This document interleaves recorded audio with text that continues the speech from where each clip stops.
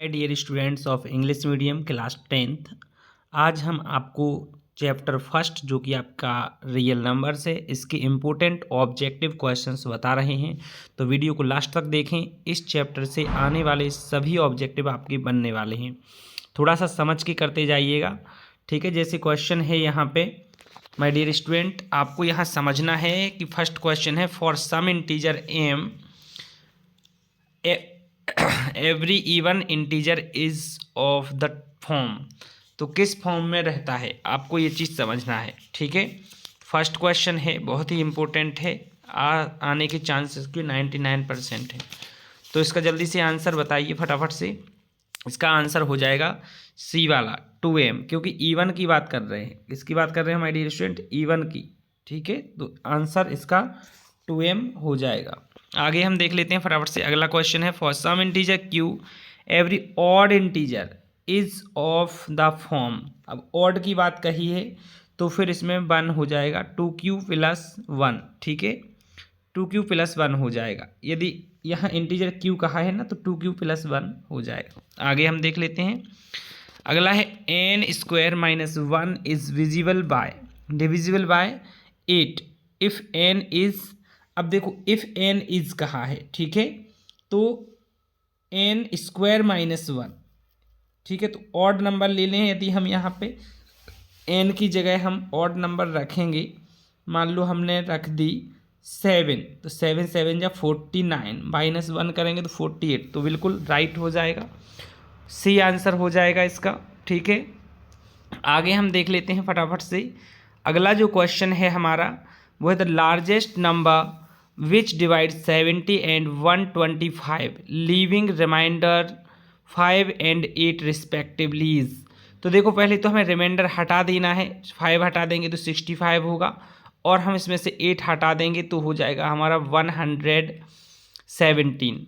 ठीक है, अब 65 और 117 का हमें लार्जेस्ट नंबर निकालनी है, मतलब कॉमन हाईएस्ट कॉमन फैक्टर निकालना है। सो इसका 13 आंसर हो जाएगा डियर स्टूडेंट। कितना हो जाएगा? 13, क्योंकि इसमें से हमने रिमाइंडर जो था वो हटा दिया है। ठीक है, जब रिमाइंडर को हम हटा देंगे तो यहाँ 65 बचेगा और यहाँ 117, फिर इसका हाईएस्ट कॉमन फैक्टर निकाल देना है, क्योंकि लार्जेस्ट नंबर कहा है। जब लार्जेस्ट नंबर कहेंगे तो हमें एचसीएफ निकालना, और स्मॉलेस्ट नंबर कहेंगे तो हमें एलसीएम निकालना है। ठीक है, सो आंसर इसका 13 हो जाएगा। चलिए आगे हम देख लेते हैं। If 2 positive integers a and v are written as a = x³ and v = xy³ xy are prime numbers, then HCF AB is. अब इनका a और v का HCF निकालना है।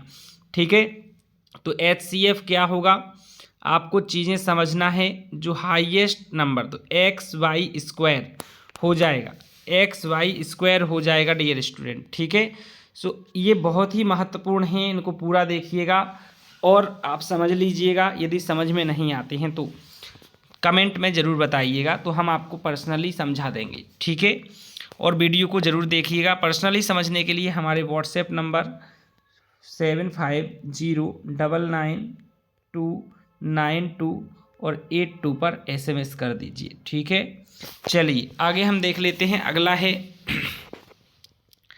If 2 positive integers p and q can be expressed as p = ab², q = aq�b, ab being prime numbers. तो LCM पूछ लिया है अब इन्होंने। क्या पूछ लिया है डियर स्टूडेंट? LCM। तो इसका क्या हो जाएगा LCM? aq⁵b²। ठीक है, इसका LCM जो है वो aq⁵b² हो जाएगा। ठीक है, सो माय डियर स्टूडेंट्स, आपका सी वाला आंसर सही हो जाएगा। अगला है the product of a non zero rational number and irrational number. ठीक है, रेशनल और इरेशनल का प्रोडक्ट हमेशा कैसा होता है, तो आपको समझना है हमेशा इरेशनल ही होगा वो। ठीक है, चाहे सम हो, चाहे प्रोडक्ट हो, चाहे उसका डिफरेंस हो, वो इरेशनल होगा यदि एक नंबर इरेशनल है तो। ठीक है, ऑलवेज इरेशनल होगा। ठीक है, अगला हम देख लेते हैं। The least number that is divisible by all the number from 1 to 10 both inclusive is. ठीक है, मतलब आपको ये बताना है 9th 8th वाले क्वेश्चन में ठीक है, सबसे छोटी नंबर कौन सी है जो सभी नंबर से डिविजिबल हो जाए 1 से 10 तक।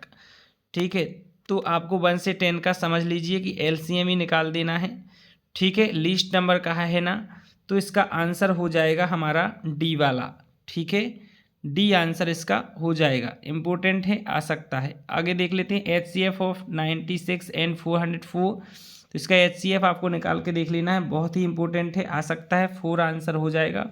अगला है HCF ऑफ 6 एंड 20। तो 6 एंड 20 का HCF आपका 2 हो जाएगा माय डियर स्टूडेंट। ठीक है, सो ये आंसर्स हैं इनके। अब ब्लैंक्स देख लेते हैं, हम फटाफट से देख लेते हैं ब्लैंक्स। तो हमारे पास ये रहे ब्लैंक्स। पहला है √P इज कॉल्ड ए। ठीक है, √P is called a irrational number. ठीक है, where P is a prime number. P prime number होना चाहिए लेकिन। ठीक है, यदि वो आपकी प्राइम को छोड़ के कोई और नंबर रहेगी तो उसका इरेशनल हो भी सकती है और नहीं भी हो सकती फिर वो। ठीक है, तो आपको चीज़ों को समझना है। आगे हम देख लेते हैं product of the smallest power of each common prime factors in the numbers is called. तो स्मॉलेस्ट पावर का प्रोडक्ट कह रहे हैं तो फिर हाईएस्ट कॉमन फैक्टर कहलाएगा ये। ठीक है, HCF कहलाएगा। तो इसका आंसर HCF हो जाएगा दूसरे का। अगला प्रोडक्ट ऑफ ग्रेटेस्ट पावर। अब ग्रेटेस्ट पावर और इन्वॉल्व्ड इन द नंबर्स, बाकी प्राइम फैक्टर भी इन्वॉल्व कर दें तो उसको LCM कहेंगे। ठीक है, LCM कहेंगे। आगे हम देख लेते हैं any number P upon Q where P and Q are coprime integers, Q is not equal to 0, तो वो क्या कहलाएगी, बहुत ही मोस्ट इंपोर्टेंट है, वो कहलाएगी रेशनल नंबर। आने के चांस हैं इस बार। और अगला है HCF into LCM is equal to क्या होगा, A इंटू V। 2 नंबर्स हैं A V, तो उसका A इंटू V हो जाएगा। ये आंसर से समझ लीजिए। ये हमारी जोड़ियाँ हैं, जोड़ियों के आंसर हैं, आप समझ लीजिए। जो समझ में नहीं आए तो कमेंट बॉक्स में ज़रूर पूछिएगा। ठीक है, ये तो आपको हमने अभी समझा ही दिए हैं कि 2n+1 जहाँ n पॉजिटिव इंटीजर है तो वो ऑड, ठीक है, ऑड हो जाएगा। और 2m है जहाँ पॉजिटिव इंटीजर इवन हो जाएगा। और पॉजिटिव इंटीजर्स जो हैं वो क्या होंगे, हमारे नेचुरल नंबर्स कहलाएंगे। और रेशनल एंड इरेशनल नंबर को मिला करके रियल नंबर्स कहलाते हैं, जो हमारे चैप्टर का नाम है। और √-P जहाँ P क्या है, पॉजिटिव इंटीजर है, तो वो इमेजिनरी नंबर्स कहलाएगी, काल्पनिक संख्याएं। ठीक है, क्योंकि संख्याएं 2 प्रकार की हैं, वास्तविक और काल्पनिक, याद रखना, इमेजिनरी एंड रियल नंबर। अब ट्रू फॉल्स देख लेते हैं हम। यहाँ पे each natural number is a whole number, बिल्कुल सही है, क्योंकि जितने भी नेचुरल नंबर्स हैं तो वो सारे के सारे होल तो हैं ही। ठीक है, अगला है हमारा question each integer is the natural number. तो हर एक इंटीजर नेचुरल नहीं होता है, इसलिए फॉल्स है, क्योंकि only positive integers are natural numbers. ठीक है, अगला है each rational number is a real number. बिल्कुल सही है, क्योंकि रेशनल और इरेशनल को मिला के ही रियल नंबर्स हैं। तो जितने भी रेशनल नंबर हैं वो सभी आपकी रियल नंबर हैं। ठीक है, अगला है each real number is a rational number. तो ये गलत हो जाएगा, क्योंकि जो रियल नंबर्स हैं उनमें रेशनल और इरेशनल दोनों हैं। ये कह रहा है कि इरेशनल ही है सिर्फ, तो फॉल्स हो जाएगा। अगला है each integer can be of the form P upon Q where P and Q are integers and Q is not equal to 0। तो ये फॉल्स हो जाएगा, सॉरी ट्रू हो जाएगा, क्योंकि यहाँ तो ये डेफिनेशन दी है आपकी।